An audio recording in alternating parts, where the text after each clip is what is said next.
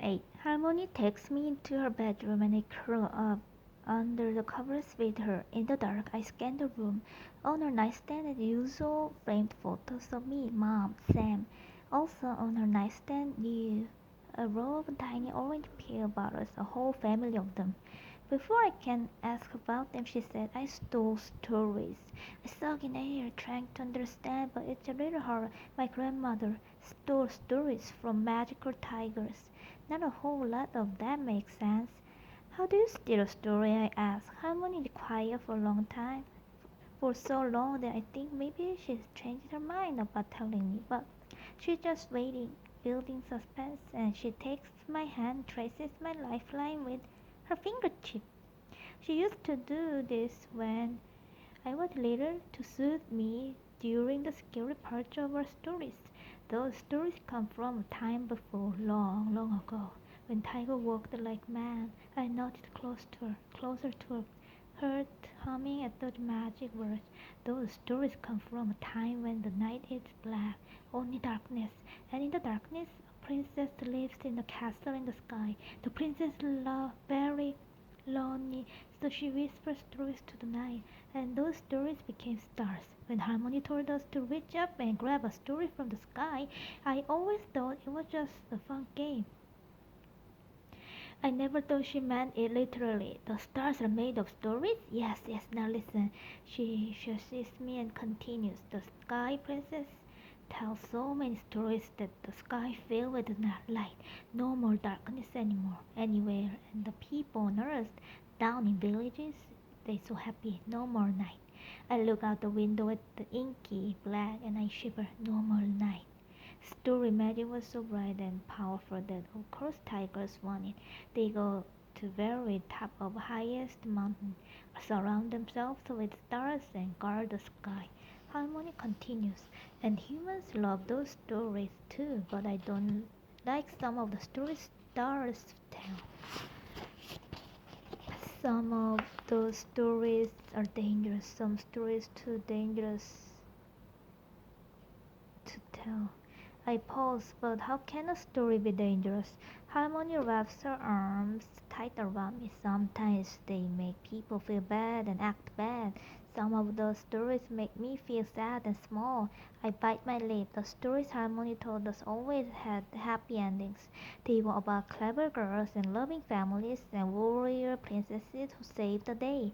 I hear my Harmony cry when she tells me sad stories.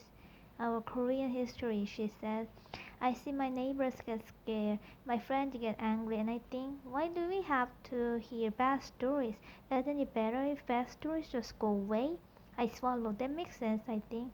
So one quiet night, I take jars from my house and carry them up the mountain, tracking those tigers all the way to the caves.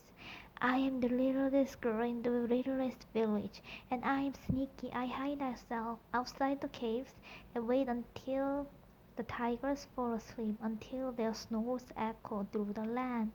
And then I get to work, grabbing the stars, the bad stories, in my fists, stuffing them into jars. It's another thing that seems impossible, but maybe the world is bigger than I thought. Maybe there's room for disappearing tigers and capture the stars. You stole the stars, I say. Not all, but yes. I wonder what it would feel like to hold stars in my hands. If they would crumble like dust or shatter like glass. If they'd burn fierce and hot or sharp and cold. Harmony continues.